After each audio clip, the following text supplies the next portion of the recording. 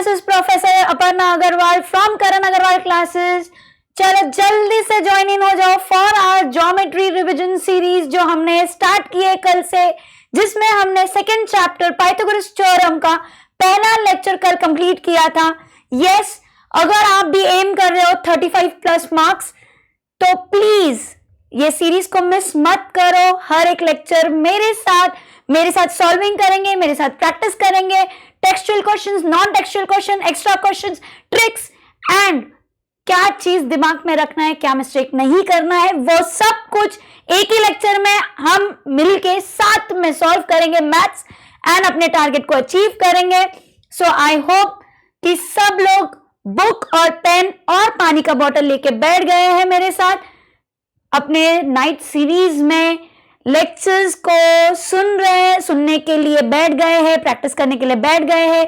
जो नहीं बैठे जल्दी जल्दी आ जाओ. चलो जल्दी जल्दी ज्वाइन करो, जल्दी से ज्वाइन करो.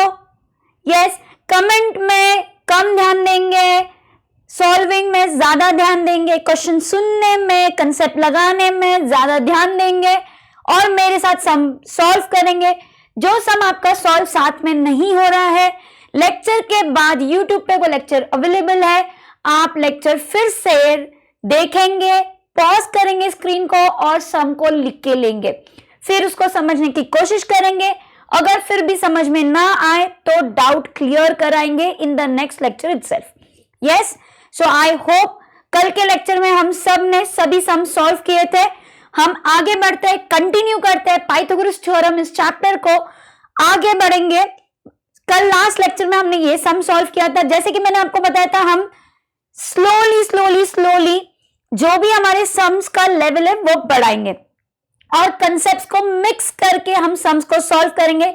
सो दैट जैसे एग्जाम पेपर में होता है, आपको बता के कंसेप्ट नहीं आता कि मैं यहां से आने वाला हूं. सब क्वेश्चन सब चैप्टर्स में से कहीं से भी आ जाते हैं एंड आप लोगों को दिमाग में, ब्रेन में सोच के और फिर कंसेप्ट यूज करने पड़ते हैं. तो वैसे ही मैंने, ठीक है, मैं एक एक चैप्टर ले रही हूं, लेकिन एक चैप्टर के भी कंसेप्ट्स को हम थोड़ा सा मिक्स करके सम्स को सॉल्व करेंगे सो दैट हम कंसेप्ट समझ पाए कि नहीं, ये हमें क्लियर हो जाएगा. यस, सो हम कंटिन्यू करेंगे with the sum and then जब हमारा ये कंसेप्ट खत्म हो जाएगा ऑफ पाइथागोरस थ्योरम. कल मैंने आप लोगों को कंसेप्ट समझाए थे ऑफ पाइथागोरस थ्योरम क्या होता है वो, फिर मैंने आपको बताया था पाइथागोरियन ट्रिपलेट क्या होता है वो, उसके ऊपर के सम्स हमने सॉल्व किए थे. फिर हमने देखा था 30, 60, 90 थ्योरम, फिर हमने देखा था 45, 45, 90 थ्योरम एंड हम आज वही सम्स कंटिन्यू करके एंड देन आगे के कंसेप्ट्स के पास जाएंगे.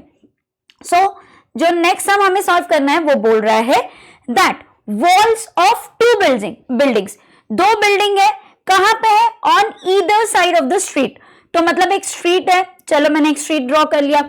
ज्योमेट्री में हमेशा याद रखिए, डायग्राम नहीं है तो सबसे पहला काम आपको डायग्राम है तो भी डायग्राम ड्रॉ करना है. 2 मार्क्स के क्वेश्चंस, 2 मार्क्स के अबाव वाले जो क्वेश्चंस है सब में डायग्राम गिवन टू फाइंड या फिर to proof and then proof जो भी या सोल्यूशन जो आपका है वो आपको लिखना है. यही मेथड ऑफ प्रेजेंटेशन होने वाला है. Yes, so wall of two buildings on either side of a street are parallel to each other. Parallel means वो कभी intersect नहीं होने वाला है. अब बिल्डिंग है तो ऑब्वियसली वो ऐसे स्टैंडिंग बिल्डिंग्स होने वाली है. यस, सो ये हमारी बिल्डिंग 1 है एंड ये हमारी बिल्डिंग नंबर 2. अब वो बोल रहे वो दोनों एक दूसरे को पैरेलल है. और लैडर 5.8 मीटर, लैडर का हाइट कितना दिया है, it is 5.8 metre long, is placed on the street such that it's top, जो लैडर का टॉप है वो just reaches the window of the building at the height of 4 metre. मतलब ये क्या बोल रहा है कि अगर मैंने स्ट्रीट पे एक लैडर ऐसा लगा दिया है बिल्डिंग के लिए, तो वो बिल्डिंग को टच कर रहा है उसके विंडो पे 4 मीटर हाइट पे. मतलब बिल्डिंग का ग्राउंड से हाइट कितना बताया उन्होंने, 4 मीटर. और ये जो हमारा लैडर है, इस लैडर का लेंथ कितना बोला उन्होंने, 5.8 मीटर.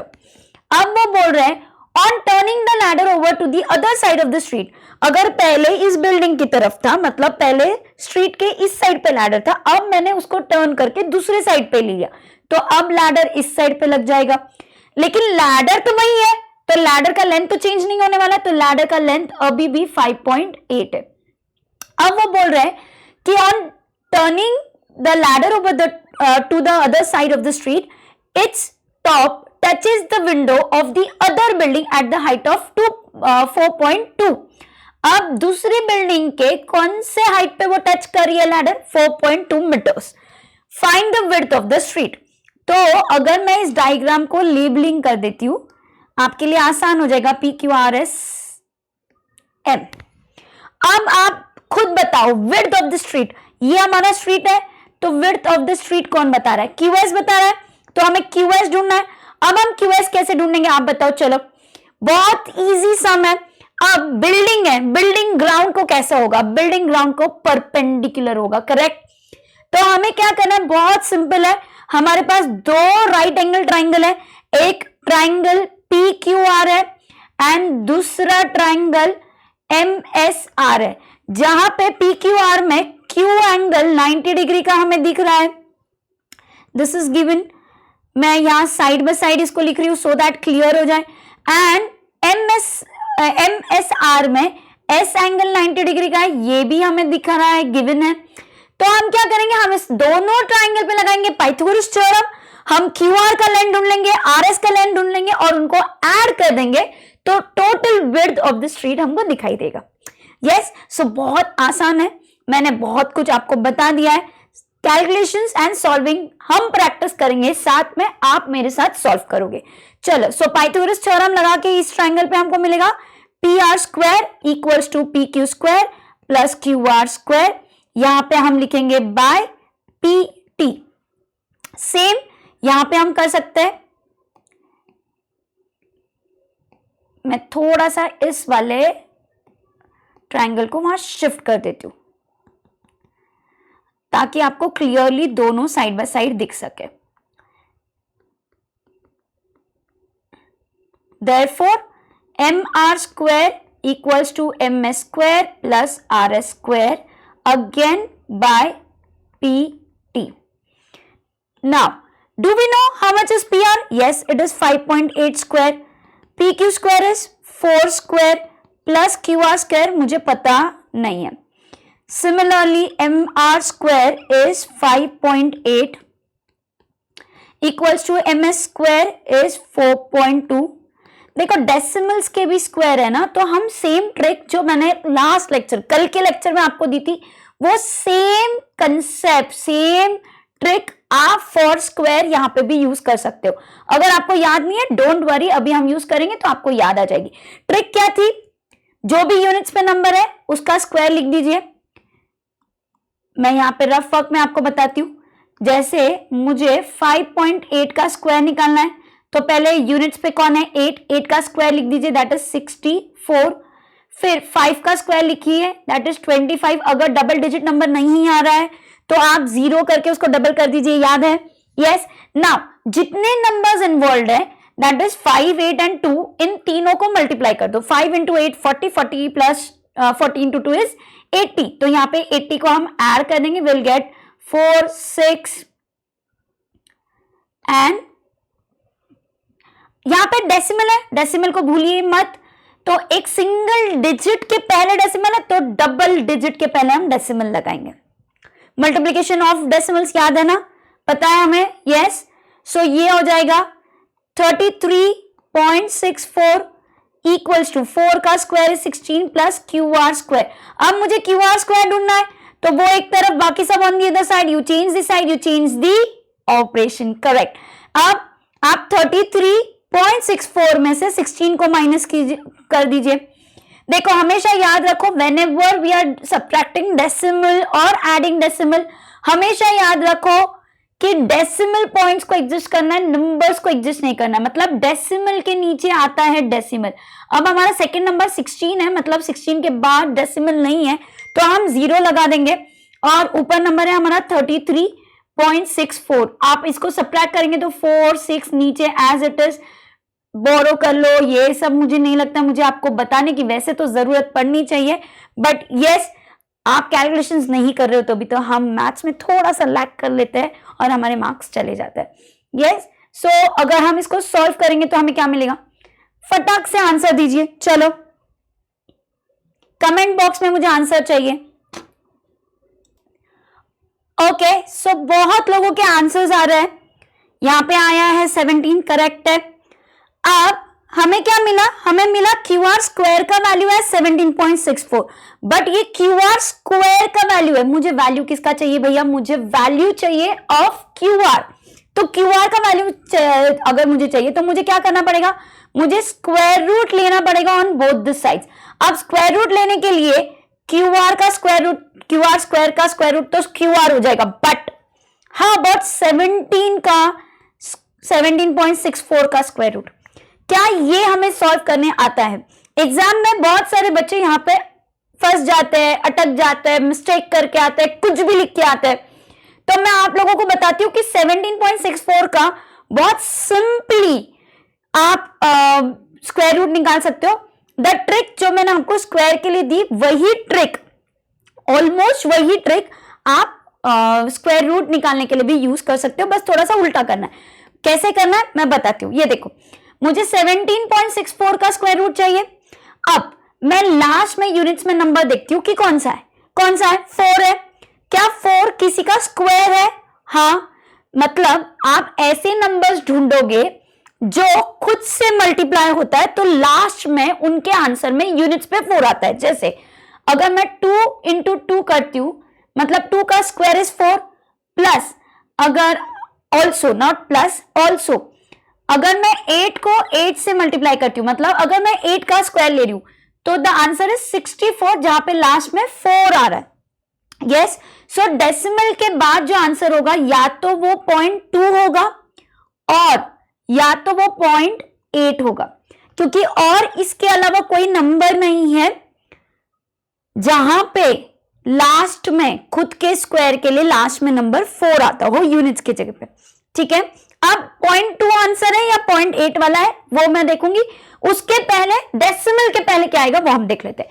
देखो, डेसिमल के पहले नंबर क्या है, 17।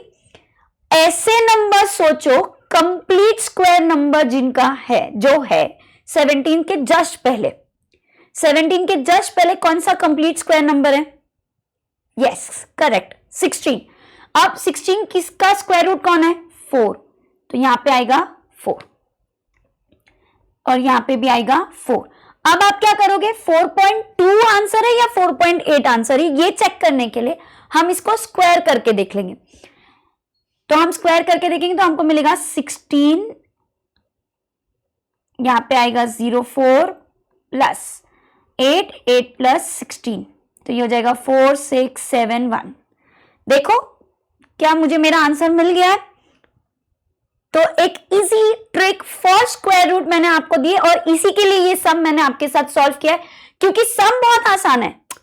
पाइथागोरस थ्योरम लगाना आप बच्चों वाला दाएं बाएं हाथ जो भी है, जो अगर तुम राइटी हो तो लेफ्ट हैंड का काम है, और अगर तुम लेफ्टी हो तो राइट हैंड का काम है, जो भी वो मुहावरा है, आई डोंट नो। लेकिन पाइथागोरस थ्योरम लगाना मुश्किल नहीं है, ये कैलकुलेशन में हम जो मिस्टेक करते हैं वो प्रॉब्लम है। तो अगर ये आपको ट्रिक समझ में आ गई है, पसंद आ गई है, तो एक जल्दी से लाइक दे दो वीडियो को और अपने फ्रेंड्स के साथ शेयर भी करो वीडियो को।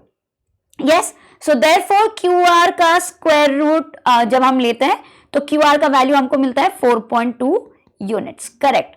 सो हमें एक चीज तो मिल गई, क्यूआर तो मिल गया। अब सिमिलरली हम इस चीज को सॉल्व करेंगे MSR ट्राइंगल पे। तो अब 5.8 का तो स्क्वायर हमने निकाल लिया ऑलरेडी, तो दैट इज 33.64 इक्वल्स टू 4.2 का अभी तो हमने निकाला, इट इज 17.64 प्लस RS का स्क्वायर। ना मैंने अभी आपको बताया था कि जब भी आप स्क्वायर आपको कोई वैल्यू ढूंढनी है तो उसको एक तरफ रख दो, बाकी सब on the other side, you change the side, you change the operation. Correct. So ये हो जाएगा 33.64 minus 17.64 equals to RS square. अब जल्दी से इसका भी सब्ट्रैक्शन करके आप मुझे बता दीजिए कितना आएगा। चलो जल्दी जल्दी कमेंट में आंसर का वेट करूंगी मैं। यार सब्ट्रैक्शन ना मुझसे मत कराओ, मुझे लगता है इतना तो तुम लोग करना ही चाहिए। डेसिमल को डेसिमल से एडजस्ट कर लो, इतना बेसिक मैं आपको समझा रही हूं so that you don't go wrong in your exam. Yes, so हमें आंसर मिला 16 करेक्ट है। तो देयरफॉर आर एस स्क्वायर का वैल्यू है 16। अब मुझे नहीं लगता इसका स्क्वायर रूट निकालने के लिए आपको कोई ट्रिक की जरूरत है। And the answer for R S is 4 units. अब आपको आर एस मिल गया है, आपको क्यू आर मिल गया है। अब हम क्या बोलेंगे कि जो विड्थ ऑफ द स्ट्रीट है, विड्थ ऑफ द स्ट्रीट कौन है, विड्थ ऑफ द स्ट्रीट कौन है, वो है क्यू एस। अब वो क्यू एस कैसे मिल रहा है, क्यू आर और आर एस को ऐड करके। क्यू आर कितना है 4.2 और ये कितना है 4, तो आंसर इज 8.2 यूनिट्स। करेक्ट। चलो, अगर आपका ये सम हो गया है तो क्या हम आगे बढ़ सकते हैं? Okay, see I can zoom it so that आप कैलकुलेशंस को भी चेक कर सकते हो। Done done. सो हम नेक्स्ट सम पे जा सकते हैं। जल्दी से एक थम्स अप कर दो अगर ये सम्स क्लियर है तो। अगर ट्रिक क्लियर है स्क्वायर की, स्क्वायर रूट की, तो थम्स अप कर दो। मेंसुरेशन में ये सब ट्रिक्स बहुत काम आने वाली है विद पाइथागोरस थ्योरम। ऐसा नहीं कि एक ही चैप्टर में, सब कभी भी जिंदगी में मैथ्स के ट्रिक्स कभी भी ऐसे नहीं है कि काम नहीं आते, हर बार काम आते। हर बार मेरा नाम याद रखोगे आप जब भी मैथ सॉल्विंग के लिए बैठोगे। Yes, the next sum, find the height. Height ढूंढना है भैया, किसका? इक्विलैटरल ट्रायंगल का। What is an equilateral triangle? Equilateral triangle means all sides are equal. अगर मैं आपको इक्विलैटरल ट्रायंगल बोल रही हूं तो मतलब मैं आपको क्या सिर्फ साइड्स के बारे में बोल रही हूं? No, yes, equilateral means all sides are equal and all angles are of 60 degree, क्योंकि सब एंगल्स भी इक्वल मेजरमेंट के होते हैं। तो ये आपको हमेशा याद रखना है, ये हमेशा याद रखना है कि हम एंगल्स की भी यह बात याद रखेंगे व्हेनेवर दे से इक्विलैटरल ट्रायंगल। काम आए ना आए वो जाने दो, आपको कंसेप्ट पता होना चाहिए, माइंड में रिवाइंड होना चाहिए। अब उन्होंने बोला उसका हाइट ढूंढना है। हाइट ढूंढना है तो मैं एक यहाँ पे एडी इसका हाइट बना देती हूँ, परपेंडिकुलर है, हाइट है तो परपेंडिकुलर है। अब वो साइड कितनी है उसकी? 2a।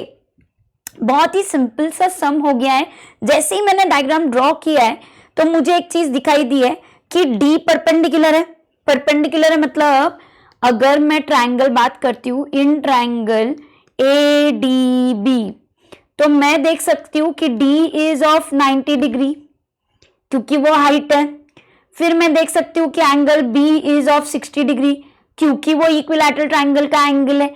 अरे भाई, तो एंगल बचा कौन? A, तो वो कितने डिग्री का होगा? 30, क्योंकि ये रिमेनिंग एंगल है, remaining angle of the triangle.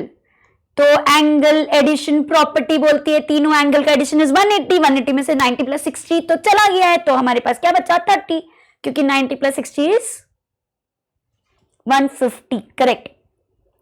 अब क्यों लिखा भैया मैंने 90 60 30? क्योंकि इसके बाद मैं बोल सकती हूँ that triangle ADB is 30 60 90 triangle. अगर ये 30 60 90 ट्रायंगल है तो मैं उसकी प्रॉपर्टी यूज कर सकती हूँ। और प्रॉपर्टी क्या बोलती है? प्रॉपर्टी बोलती है side opposite to 60 degree is equal to √3/2 into hypotenuse. अब आप बोलेंगे मैम आपने साइड अपोजिट टू 60 डिग्री क्यों लिया? क्योंकि side opposite to 60 degree is AD and AD is the height of the triangle जो हमको ढूंढना है। तो AD is equal to √3/2 into hypotenuse. Hypotenuse कौन है? इसका AB। अब AB हमको कितना दिया उन्होंने हमको AB दिया है 2a, तो 2 और 2 हो जाएगा कट। देयरफॉर हमारा इस ट्रायंगल का हाइट दैट इज AD कितना बचा? √3a यूनिट्स बचा। Is that clear? चलो बताओ, आसान है, बहुत इजी है। Once you understand the concept sums आसान लग रहा है कि नहीं? Yes, okay, very nice. जिनका रह गया है, जिन्होंने पहले समझ के लिया है वो प्लीज इसको कंप्लीट कीजिए। वेरी नाइस, चलो क्या हम आगे बढ़ सकते हैं? नेक्स्ट, अब अगर पाइथागोरस थ्योरम क्लियर है, मैं हर लेक्चर में बोलती हूँ ऑलमोस्ट हर थ्योरम का कॉन्वर्स भी ट्रू होता है। Now what do you mean bye converse? Converse का मतलब होता है इफ का देन एंड देन का इफ। इफ का देन एंड देन का इफ का मीनिंग क्या है मैं बताती हूँ। भूल जाओ मैं कॉन्वर्स की बात कर रही हूँ, याद रखो मैं पाइथागोरस थ्योरम की बात कर रही हूँ। पाइथागोरस थ्योरम में क्या बोला है? पाइथागोरस थ्योरम में बोला है कि एक ट्राइंगल है जिसमें से एक एंगल 90 डिग्री का है। अगर उन्होंने दिया है कि बी 90 डिग्री का है तो हम क्या बोलते हैं, जो लॉन्गेस्ट साइड है that is AC square, that is the hypotenuse का square is equal to the sum of the square of the two remaining sides. हाँ या ना? अब हम बात करेंगे ऑफ कॉन्वर्स। कॉन्वर्स में क्या होता है, जो इफ पार्ट होता है, जो गिवन पार्ट होता है वो देन पार्ट हो जाता है, और जो देन पार्ट है वो इफ पार्ट हो जाता है। तो मैं इसको चेंज कर दूंगी और ये हो जाएगा अगर मेरे लॉन्गेस्ट साइड का स्क्वायर मेरे बाकी के दो साइड के सम के स्क्वायर के सम्स के बराबर है तो मैं बोलूंगी देन आई कैन से कि एंगल बी 90 डिग्री का है। फिर से बोलती हूं, पाइथागोरस थ्योरम में 90 डिग्री का एंगल है तो हम लॉन्गेस्ट साइड के स्क्वायर को बाकी के दो साइड के स्क्वायर के एडिशन के बराबर बोलते हैं। बट कॉन्वर्स उल्टा होता है। अगर मैं मेरी भाषा में बात करूं तो इन शॉर्ट, अगर पाइथागोरन ट्रिपलेट है तो वो राइट एंगल ट्राइंगल है, अगर पाइथागोरन ट्रिपलेट नहीं है तो वो राइट एंगल ट्राइंगल नहीं है। यही तो ये कॉन्वर्स थ्योरम बोल रहा है कि अगर square of one side is equal to the sum of the square of the remaining two sides, then the triangle is a right angle triangle. Easy है concept, समझ में आ रहा है? Converse is उल्टा, if का then का if. If is the given part, ये दिया है तो ही then part यूज कर सकते हैं, नहीं तो then part यूज नहीं कर सकते। अगर क्लियर है तो एक सम पे इसको ट्राई कर लेते हैं।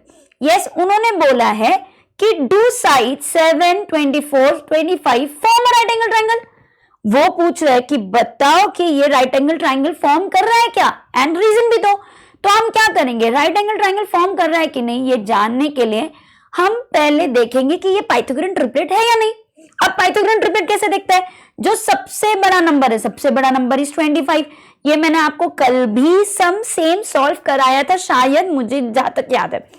अगर हमने ये सेम सम नहीं सॉल्व किया तो तुम्हारा टेक्स्ट बुक का ही सम है, हम ऑलरेडी ये सॉल्व कर चुके हैं, बट फिर से हम करेंगे। तो 25 का तो हमें पता है क्या है, 25 का स्क्वायर इज 625। अब बाकी के दो नंबर्स को स्क्वायर कर लो और उनको ऐड कर दो, तो 7 का स्क्वायर इज 49, 24 का स्क्वायर इज 567, जिनका एडिशन इज 625। तो 1 और 2 क्या बता रहा है, 1 और 2 बता रहा है कि 7, 4, 25 इज अ पाइथागोरन ट्रिपलेट। आप ये लिख सकते हो, या फिर आप बोल सकते हो दैट, आप बोल सकते हो, ये नहीं लिखना है अगर, तो आप ये बोल सकते हो दैट देयरफॉर 25 का स्क्वायर इज इक्वल्स टू 7 का स्क्वायर प्लस 24 का स्क्वायर फ्रॉम 1 and 2। देयरफॉर 8 और they are sides of right angle triangle or they form a right angle triangle। अब इसका रीजन क्या होगा, उन्होंने बोला गिव रीजन, तो रीजन में क्या आएगा, रीजन में आएगा the converse of Pythagoras theorem. यहां पे हम रीजन में लिखेंगे bye converse of PT, that is Pythagoras theorem। Correct? Easy, again easy, concept apply कर पा रहे हो, very nice। एक और sum, similar sum from your textbook, same sum है, बस कैलकुलेशन मैटर कर रहा है। क्यों कैलकुलेशन मैटर कर रहा है, क्योंकि जो साइड्स है वो हमको स्क्वायर रूट्स में दिए। देखो मैं हमेशा स्क्वायर रूट्स वाले सम्स को सॉल्व कर पाती हूँ, बार बार प्रैक्टिस कराती हूँ, क्योंकि स्क्वायर रूट वाले सम्स को बहुत सारे बच्चे ना स्क्वायर रूट देखते हैं डर जाते हैं और ब्लैंक हो जाते हैं, या तो फिर सम छोड़ देते हैं, सॉल्व ही नहीं करते हैं, क्योंकि उन्हें ये लगता है कि वो स्क्वायर रूट सॉल्व नहीं कर पाएंगे। बहुत आसान है ना, हमने एक ट्रिक पढ़ी है। अगर तुम अपर्णा मैम के स्टूडेंट हो तो तुमको ये ट्रिक पता होगा दैट जब भी हम किसी स्क्वायर रूट का स्क्वायर निकाल रहे, या फिर अगर मैं अपनी भाषा में बोलूं तो अगर आप एक ही नंबर का स्क्वायर रूट उसी नंबर के स्क्वायर रूट से मल्टीप्लाई कर रहे हो, तो मेरी भाषा में इट इज आधा एप्पल इनटू आधा एप्पल इज पूरा एप्पल। आपका स्क्वायर रूट साइन हट जाएगा। फिर से बोलती हूं, अगर आप square root of same number को square root of same number से मल्टीप्लाई कर रहे हो, मतलब आप स्क्वायर ले रहे हो किसी स्क्वायर रूट का, तो स्क्वायर रूट को हटा दो भैया, सिर्फ नंबर रह जाएगा। आधा एप्पल इनटू आधा एप्पल इज पूरा एप्पल। अब इसको मैं आधा एप्पल क्यों बोलती हूँ, ये लॉजिक भी मैंने आपको समझाया हुआ है। अब वो लॉजिक की यहाँ पे फिलहाल जरूरत नहीं है, आपको सिर्फ ये ट्रिक याद रखनी है। तो सेम चीज हम यहाँ पे करेंगे। हमको बोला in triangle P Q R, P Q is root 8, Q R is root 5, P R is root 3। Is P Q R right angle triangle? तो सबसे तीनों में से सबसे बड़ा नंबर कौन है? रूट साइन को मत देखो यार, नंबर बताओ कौन सा बड़ा है। तो यस नंबर बताओ। तो P Q that is root 8 सबसे बड़ा है। तो हम क्या करेंगे, हम इसका स्क्वायर लेंगे, मतलब हम रूट 8 का स्क्वायर लेंगे। मैंने फिर से बोला आधा एप्पल पूरा एप्पल। सिमिलरली जो बाकी के दो साइड्स है दैट इज क्यू आर का स्क्वायर और पी आर का स्क्वायर हम ऐड कर देंगे। क्यू आर का स्क्वायर मीन्स रूट 5 का स्क्वायर एंड पी आर का स्क्वायर मीन्स रूट 3 का स्क्वायर। व्हाट इज रूट 5 का square? I know, same tone में आपका भी आंसर आ रहा है। Very nice, I can hear the tone also. Yes, so Q R square plus P R square मुझे क्या बता रहा है कि वो भी 8 है, और पी क्यू स्क्वायर क्या बता रहा है, वो भी 8 है। इसका मतलब मैं बोल सकती हूं कि P Q square is equals to Q R square plus P R square from 1 and 2। भैया अब सेम चीज हो गई, ये पाइथागोरन ट्रिपलेट हो गए।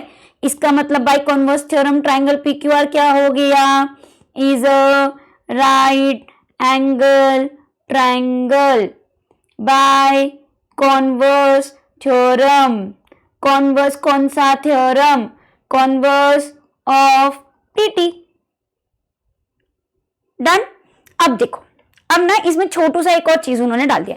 उन्होंने बोला कि अच्छा आपने इतना तो बता दिया कि ये राइट एंगल ट्राइंगल है, बट इसमें से कौन सा एंगल 90 डिग्री का है। अब वो कैसे हम जानेंगे? देखो हम डायग्राम ड्रॉ कर लेंगे। अब इतना तो हमें समझ में आ गया, लॉन्गेस्ट साइड मीन्स हमारा हाइपोटेनस होता है, तो हमारा पी क्यू लॉन्गेस्ट है तो वो हाइपोटेनस हो गया, तो ये कौन हो गया, आर। अब लॉन्गेस्ट साइड के अपोजिट कौन सा एंगल होता है, वो हमारा 90 डिग्री का होता है, तो हमारा आर एंगल यहाँ पे 90 डिग्री का होगा। कौन सा एंगल 90 डिग्री का होगा? आर एंगल 90 डिग्री का होगा। आपको सिंपली लिखना है therefore angle R is equals to of 90 degree. Yes yes correct, very nice. देखो मुझे बहुत मजा आता है, बहुत अच्छा लगता है, इतना सेटिस्फैक्शन होता है जब मेरे बच्चे क्विक आंसर देते हैं, कमेंट बॉक्स भर जाते हैं आंसर से, फटाफट वो आंसर्स देते हैं, तो मुझे बहुत अच्छा लगता है। मेरा भी कॉन्फिडेंस बूस्ट होता है कि भैया जो मैं बता रही हूँ, जो मैं सिखा रही हूँ, वो आप लोगों तक पहुंच रहा है और आप लोग समझ पा रहे हैं। अगर यही चीज आप मेंटेन रखेंगे तो मुझे और खुशी होगी और बहुत अच्छी नींद भी आएगी। सो यही आगे बढ़ाते हैं। Find the length of the side. क्या ढूंढना है? लेंथ ऑफ द साइड ढूंढना है। और क्या ढूंढना है? पेरीमीटर ढूंढना है। What is perimeter? Perimeter is the sum of all sides. Sum of all sides मतलब ट्राइंगल है तो ट्राइंगल के तीनों साइड्स को ऐड कर दो। क्वाड्रिलैटरल है तो क्वाड्रिलैटरल के चारों साइड्स को ऐड कर दो, फिर वो कोई भी क्वाड्रिलैटरल हो, है ना। तो अब लेंथ ऑफ द साइड किसका बोल रहा है? Equilateral triangle. Again equilateral triangle इनका फेवरेट है, ये फेवरेट मैं बता रही हूँ। इक्विलैटरल ट्राइंगल इतना पसंद है ना इन लोगों को। अब मुझे बताओ what do you mean by equilateral triangle? Equilateral triangle means all sides are equal. क्या सिर्फ हम साइड्स की बात करेंगे? नो, हमारी अपर्णा मैम ने बताया है कि जब भी इक्विलैटरल ट्राइंगल आता है तो एंगल्स भी होते हैं of 60 degree. All angles are of same measurement. ये हम लिख लेंगे। अब वो बोल रहे हैं इस इक्विलैटरल ट्राइंगल का साइड ढूंढो, मतलब वो बेसिकली हमको कोई भी एक साइड ढूंढो यार, ए बी ढूंढो, बी सी ढूंढो, ए सी ढूंढो, कोई भी ढूंढो, क्योंकि तीनों साइड सेम है, ये हमको ढूंढने बोला है। Whose height is √3। अब इन्होंने ना उल्टा गेम किया है। ऐसा एक सम हमने ऊपर किया जहां पे उन्होंने हमें हाइट ढूंढने बोली थी, साइड दिया था, अब सेम सम है, बस उल्टा करना है। यहाँ पे मैं डी लिख देती हूँ, ये हाइट है, ये हमारा √3 है उन्होंने बताया। पहले तो मैं सेम सिमिलरली बताऊंगी कि in triangle A D B हमारा एंगल डी 90 डिग्री का है। फिर मैं सेम बताऊंगी कि एंगल बी 60 डिग्री का है क्योंकि वो इक्विलैटरल ट्राइंगल है। फिर मैं एज सेम तरीके से बताऊंगी कि एंगल ए 30 डिग्री का है क्योंकि वो रिमेनिंग एंगल है। अब मैं पूरा लिख रही हूं, ऑफ द ट्राइंगल नहीं लिख रही हूं बस। अब देयरफॉर क्या हो जाएगा, triangle A D B is 30 degree, 60 degree and 90 degree वाला ट्राइंगल। मैं एंगल लिखने वाली थी गलती से, तो ये हो जाएगा एक 30 60 90 वाला ट्राइंगल। अगर ये 30 60 90 वाला ट्राइंगल है तो मैं 30 60 90 वाला थ्योरम यूज करूंगी। तो 30 60 90 वाला थ्योरम बोलेगा side opposite to 60 degree is equals to √3/2 learn हो जाना चाहिए into hypotenuse. This is kind of formula. अब 60 के अपोजिट कौन साइड है, AD, √3/2। अब हाइपोटेन्यूज कितना है पता ही नहीं ना भैया, हाइपोटेन्यूज कौन है, AB, जो हमको पता नहीं है, पर हमें AD पता है, AD उन्होंने √3 दिया है। अब मुझे AB ढूंढना है तो AB को वही रहने दो, तो √3/2 को शिफ्ट होना पड़ेगा, शिफ्ट होना पड़ेगा, तो you change the side, you change the operation. √3 ऊपर का नीचे आ जाएगा, 2 नीचे से ऊपर चला जाएगा। अब ये √3, ये √3 कट, देयरफॉर AB कितना हो जाएगा भैया, AB हो जाएगा 2 यूनिट्स का। अब ये साइड मिल गया। अब AB अगर 2 यूनिट्स है, देखो it is an equilateral triangle, triangle ABC is an equilateral triangle, already mentioned है, गिवन है, यस। तो देयरफॉर मैंने आपको अभी बताया जितना AB है उतना BC है उतना AC है, तो सब कितने हो गए, 2 यूनिट्स हो गए। अब अगर मुझे पेरीमीटर निकालना है तो मैं क्या बोलूंगी भाई, perimeter is sum of all sides, लेकिन ऑल साइड्स इक्वल होते हैं इक्विलैटरल ट्राइंगल के, तो मैं क्या बोलूंगी 2, दैट इज साइड को मल्टीप्लाई कर दो बाय 3 क्योंकि 3 साइड्स है, तो ये हो जाएगा 6 यूनिट्स। पेरीमीटर के भी यूनिट्स लिखते हैं हम क्योंकि वो लेंथ ही होती है, बॉर्डर का लेंथ यार, बॉर्डर मतलब वो बॉर्डर नहीं, ओके, जो भी आपका शेप है उसका बॉर्डर की मैं बात कर रही हूँ, ठीक है। क्या ये क्लियर है, क्या ये सम इजी था, it was a star mark sum. क्यों स्टार मार्क किया, क्योंकि यहाँ पे पेरीमीटर पूछा है और पेरीमीटर का फॉर्मूला इज बेसिक, इसीलिए इसको स्टार मार्क किया। अगर ये सम क्लियर है एंड सबके आंसर्स ऑलमोस्ट करेक्ट है तो क्या हम आगे बढ़ सकते हैं, यस। आप लोग बहुत अच्छा कर रहे हो जहां तक मैं देख रही हूं। अब थोड़ा सा और लेवल बढ़ाते हैं and let's see next sum आप सॉल्व कर पाते हो या नहीं। थोड़ा सा इन ट्राइंगल AB, नहीं not in triangle, triangle ABC is an equilateral triangle. Again मैंने बोला था ये फेवरेट है उनका, फेवरेट, तो वो फिर से बोल रहे हैं कि ट्राइंगल ABC है जो कैसा है, इक्विलैटरल है। इक्विलैटरल है मतलब ऑल साइड्स इक्वल है, इक्विलैटरल है मतलब all angles are of 60 degree. अब बहुत इंपॉर्टेंट चीज वो बोल रहे हैं कि पॉइंट P है, कहां पे है, बेस BC पे है, कैसा है, such that PC is 1/3 of BC, मतलब जो PC पार्ट है वो 1/3 ऑफ BC है, तो यहां पे कहीं आपका P पॉइंट होगा, ये दिस इज 1/3 ऑफ BC।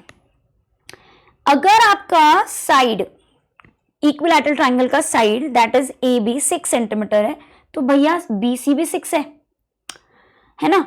और मैं ये वाली साइन यहां से हटा देती हूँ थोड़ा सा कंफ्यूजन हटाने के लिए। अब वो बोल रहे फाइंड AP, क्या ढूंढने बोला है, AP।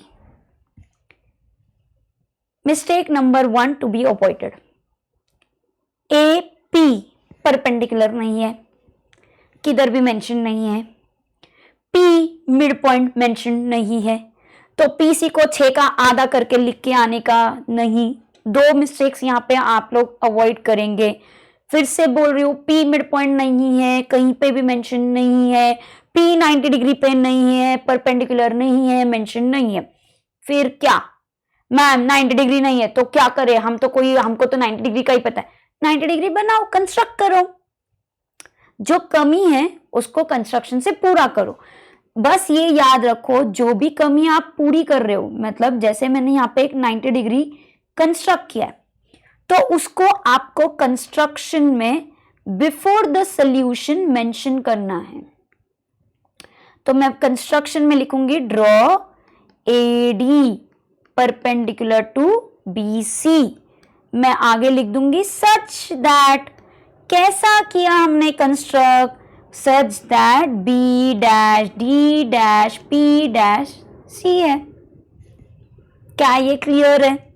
क्या कंस्ट्रक्शन कैसे लिखना है ये क्लियर है? यस। अब क्या करेंगे, पहले मैं कंसेप्ट समझा दूं, फिर हम सम को सॉल्व करते हैं। मैं हमेशा बोलती हूँ जो ढूंढना है उसको देखो, उसके लिए क्या कंसेप्ट लग सकते हैं वो देखो, क्या दिया है जो लगेगा उसके लिए गिवन पार्ट है क्या वो देखो, है ना।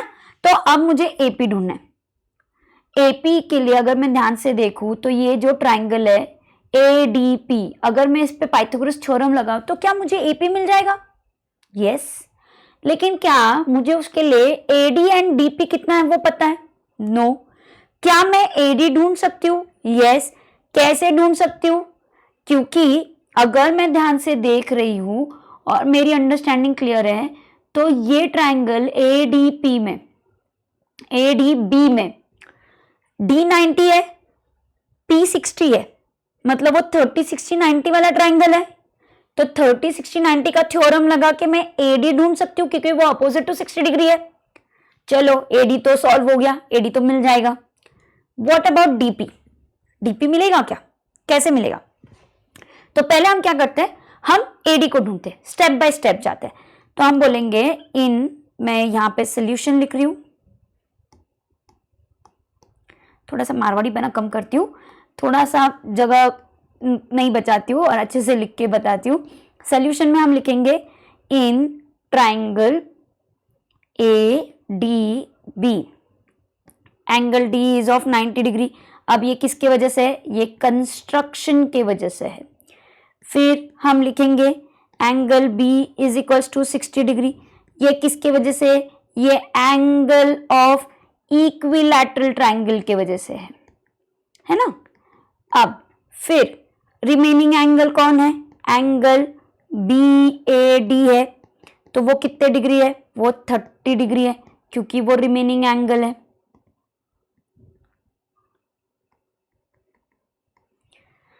अब क्या होगा?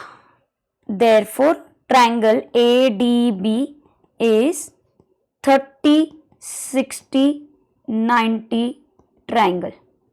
अब मैं इसके ऊपर कंसेप्ट लगा दूं तो मैं बोलूंगी side opposite to 60 degree equals to √3/2 into AB, that is hypotenuse. Sorry, हाँ फॉर्मूला पहले अच्छे से लिख लेते हैं हम, हर स्टेप के लिए मार्क्स होते हैं तो हम स्टेप में कोई गड़बड़ नहीं करेंगे। साइड अपोजिट टू 60 है AD, √3/2 इंटू हाइपोटेनस है AB। Therefore, AD is equals to √3/2 into 6, 2 1 जा 2 3 जा। Therefore मुझे AD मिल गया है, चलो एक तो चीज मिल गई, दैट इज 3√3 यूनिट्स। अब एक चीज हो गई, हमें AD मिल गया। DP की बात रही, तो DP से रिलेटेड हमें क्या दिया है? DP से रिलेटेड हमें दिया है कि जो बेस है, देखो बेस में ध्यान से देखो, BC में हमको दिया है PC। अच्छा, आप एक और चीज कर सकते हो ना, आप बता सकते हो सेम ट्राइंगल में side opposite to 30 degree is equals to half of hypotenuse. Correct है। अब साइड अपोजिट टू 30 कौन है? BD है, तो BD is half of AB। अब मैं डायरेक्टली लिख दूं, देयरफॉर 6 का आधा कितना है भैया? 3, तो ये 3 यूनिट्स का है। अब आपको मैं बता रही हूं BD कितने यूनिट्स का है? 3। अगर BD 3 यूनिट्स का है, ध्यान से सुनो, अगर BD 3 यूनिट्स का है, तो इसका मतलब D मिड पॉइंट हो गया एंड DC भी 3 यूनिट्स का हो गया। इसका मतलब AD जो है, देयरफॉर मैं क्या बोल सकती हूँ, therefore AD is perpendicular bisector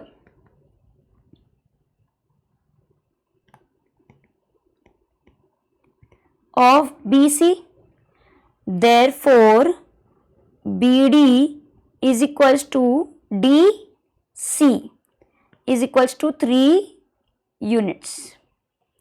क्या यहां तक हम क्लियर है? क्या DC 3 यूनिट्स है, यहां तक हम क्लियर है? देखो 6 पे से 3 पे तक आ गए हैं, यहां तक हम ये पूरा 3 यूनिट्स है, यहां तक हम आ गए, बहुत सिंपल। अब DC बना कैसे? DC बना कैसे? देखो एक और चीज दी है हमको, उन्होंने हमको दी है, ये भी पहले मैं आपको बता देती हूँ। PC इज 1/3 ऑफ BC, ये उन्होंने हमको दिया हुआ है, गिवन पार्ट है, तो हम बोलेंगे PC is 1/3 of BC, BC is 6, क्योंकि it is an equilateral triangle, means sum of all sides नहीं, मतलब all sides are of equal length, तो देयरफॉर PC कितना हो जाएगा भैया? PC हो जाएगा 2 यूनिट्स। अब ध्यान से देखो, मुझे DC मिला है, जिसमें से PC बहुत कलरफुल हो गया है शायद ये, तो इसको थोड़ा सा कलरफुल नहीं रखते हुए हम इसको सब एक ही कलर में ले आते हैं। यस, एंड अब अगर आप इसको देखेंगे तो DC 3 यूनिट्स है, जिसमें से PC अभी हमने देखा 2 यूनिट्स है, तो मुझे बताओ भैया DP कितना हुआ? करेक्ट, DP हुआ 1 यूनिट। हम इसको नंबरिंग कर दो, यहाँ पे लिख दीजिए 1, यहाँ पे 1 लिख दीजिए, यहाँ पे 2 लिख दीजिए, और ये हो गया आपका 3। अब आप बोलेंगे कि DC बना कैसे है? DC बना है DP प्लस PC से, क्योंकि हमको पता है D'P''C। DC कितना मिला है हमको? 3। DP कितना है हमको पता नहीं है, PC कितना मिला है? 2। From 2 and 3, therefore DP is equals to 3 minus 2, therefore DP is equals to 1 units, और ये हो गया 4। आई नो कंसेप्ट बहुत इजी होता है, सम लिखने में बहुत मेहनत है, काम है, यही तो काम है, सॉरी इसी के तो हमको मार्क्स मिलने वाले। तो अगर हम देख रहे हैं तो हमने कंस्ट्रक्शन में बताया, फिर हमने ADB ट्रायंगल पे 30 60 90 लगा के हाइट दैट इज AD ढूंढ दिया, फिर हमने सेम थ्योरम को यूज करके BD ढूंढ दिया, फिर हमने BD परपेंडिकुलर बाइसेक्टर है तो DC ढूंढ दिया, फिर हमने PC जो उन्होंने गिवन पार्ट है उसमें यूनिट्स लगा के सॉल्व कर दिया। अब मैं इसको साइड में लिख सकती हूँ, मुझे ये ट्रायंगल देखो, ये ट्रायंगल जो ट्रायंगल ADP है, उसमें एंगल D 90 डिग्री का है, और उस पर अगर मैं पाइथागोरस थ्योरम लगाती हूँ तो मुझे मिलता है AP square is equals to AD square plus DP square. अब AP स्क्वायर कितना है मुझे नहीं पता है, बाय पाइथागोरस थ्योरम, ये this is by Pythagoras theorem, लेकिन AD स्क्वायर हमने ढूंढा ना, दैट इज 3√3, याद आ रहा है क्या? तो इसका स्क्वायर हम लिख देंगे, प्लस DP स्क्वायर हमने ढूंढा, DP स्क्वायर ने DP हमने ढूंढा, दैट इज 1 यूनिट। ये फ्रॉम 4 and अच्छा उसको गलती से शायद मैंने नंबरिंग नहीं दी है, ठीक है ना, आप 1 2 3 4 नंबर चेंज करने पड़ेंगे। This is your 1, this is your 2,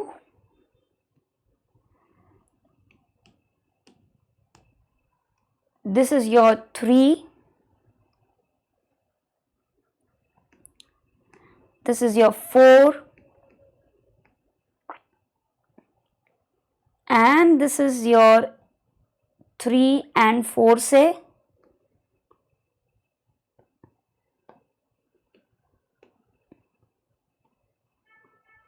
and this is 5. So अभी हम बोलेंगे from 1 and 5.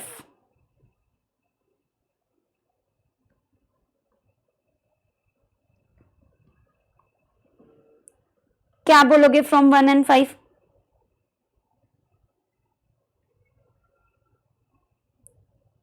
क्या बोलोगे? Therefore हम बोलेंगे AP square is equal to whole bracket square है, मतलब 3 का भी स्क्वायर है एंड रूट 3 का भी स्क्वायर है. अभी मैंने आपको बताया 3 का स्क्वायर तो हम सबको पता है इट इज 9, बट रूट 3 का स्क्वायर आधा एप्पल पूरा एप्पल, तो ये हो जाएगा इंटू 3 प्लस 1. 1 का square is 1, 1 is God of maths, तो वो तो चेंज होने वाला नहीं है. आप उसको कितने भी स्क्वायर रूट, कौन सा भी स्क्वायर रूट निकाल लो, कौन से भी कितने भी स्क्वायर कितना भी उसको पावर दे दो तो भी वो चेंज होता नहीं है. अब 9 into 3 is 18, 18 plus 1, that is AP square is equals to 19. Sorry, this is 27, 27 plus 1 and it is 28. अब ये AP स्क्वायर की वैल्यू हो गई. भैया मुझे AP चाहिए, तो हम क्या करेंगे, taking square root of 28, we will take square root 28 का स्क्वायर रूट अगर हम यहाँ पे लेंगे तो देयरफॉर AP क्या मिलेगा हमें. अब मुझे 28 कैसे मिलता है, 4 into 7, दैट इज 4 का स्क्वायर रूट इज 2, तो ये हो जाएगा 2√7 units and this is your final answer. Yes, very nice, बहुत लोगों को करेक्ट आंसर मिला है, वेरी नाइस. चलो, जिनको नहीं मिला है उनके लिए फटाक से समझ के लो, सम को कॉपी, सिर्फ कॉपी ही नहीं करो, सम को अंडरस्टैंड करो एंड देन खुद से सॉल्व करने की कोशिश करो.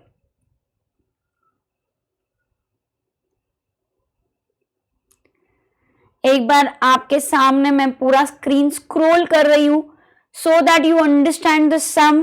कहीं पे कुछ कैलकुलेशन मिस्टेक हुआ है आपके सम में तो आप लेक्चर के बाद स्क्रीन को पॉज करके अपनी मिस्टेक करेक्ट कीजिए एंड आपके डाउट्स को क्लियर कीजिए. यस,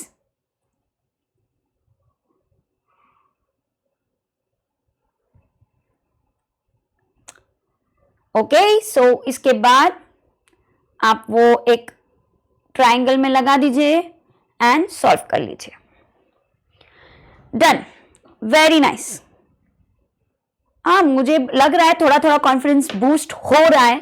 तो एक और सम ऐसे ही थोड़ा सा अलग एंड थोड़ा सा लेंदी, लिखने में थोड़ा सा लेंदी लग सकता है पर सम्स बहुत आसान होते हैं. ट्रस्ट मी, कंसेप्ट्स आते हैं तो सब सम्स आसान होते हैं. Next sum says in the triangle ABC, triangle ABC हमें दिख रहा है, AD is perpendicular to BC उन्होंने दिया हुआ है. उन्होंने बोला है DP इज 3 times CD.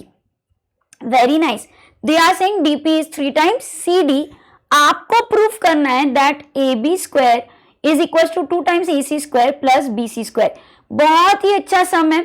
देखो, मैं हमेशा बोलती हूं कि जो हमें दिख रहा है, जो हमें गिवन है, उसको कैसे यूज करना है उसको देख लो. तो पहले तो क्या प्रॉब्लम होती है मैं बताऊं आपको ना शायद सम समझ में भी आ जाता है, करते करते सम आ भी जाता है, बट लिंक नहीं बैठ पाता है. थोड़ा इधर है, थोड़ा इधर है, हम कुछ तो यहाँ कर रहे हैं, कुछ तो वहां कर.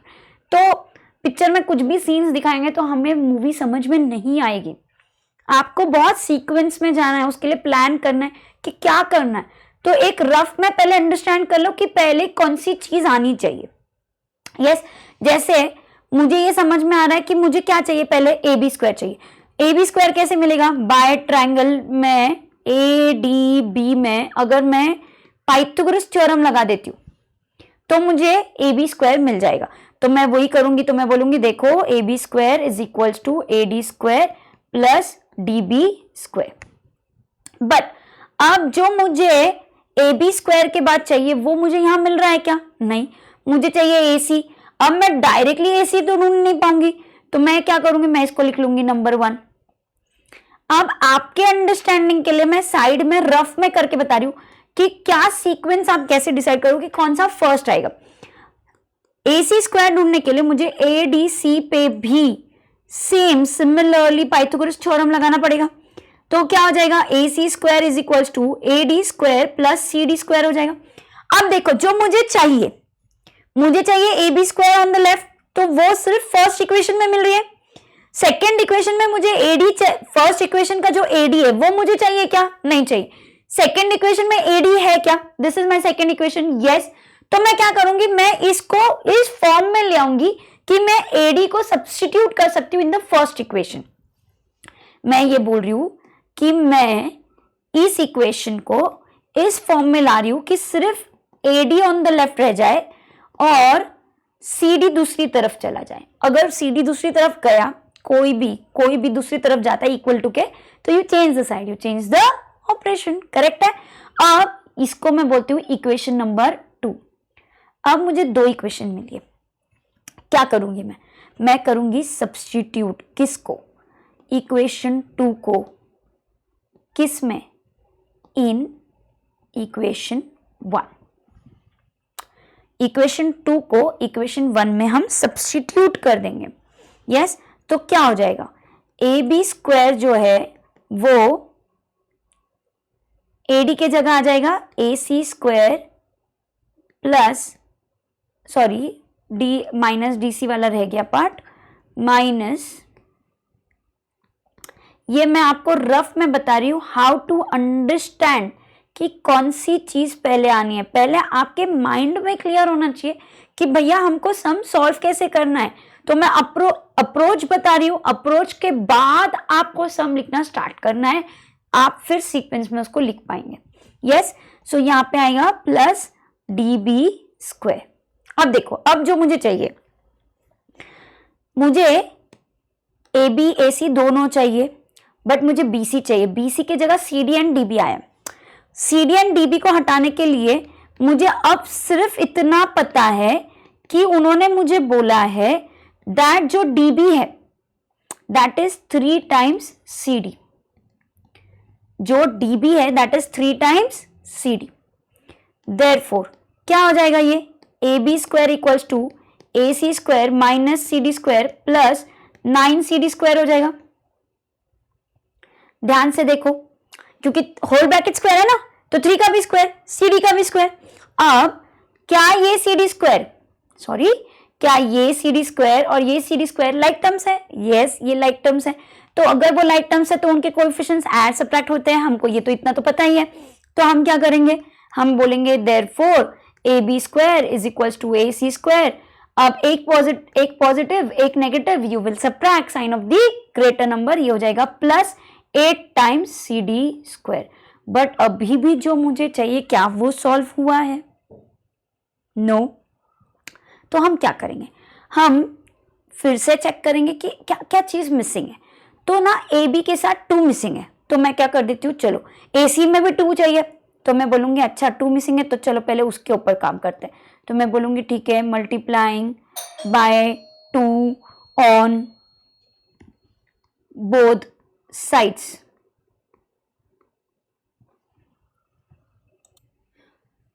तो मैं क्या करूंगी, मैं multiplying by 2 on both the sides करूंगी।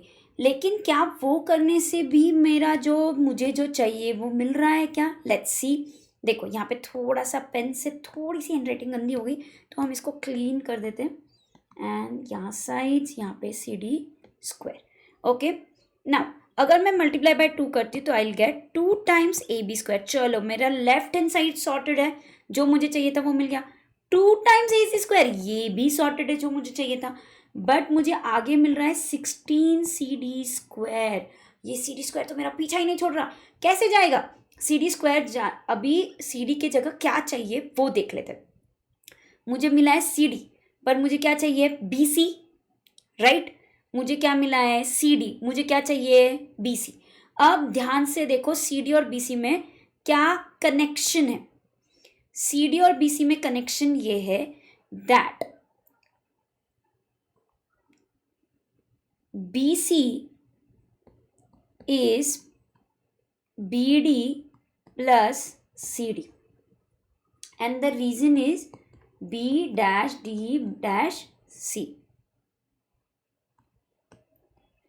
अब BC मुझे नहीं पता है, BD मुझे पता है, इट इज 3 टाइम्स CD दिया हुआ है प्लस CD, तो ये क्या हो जाएगा 4 टाइम्स CD हो जाएगा.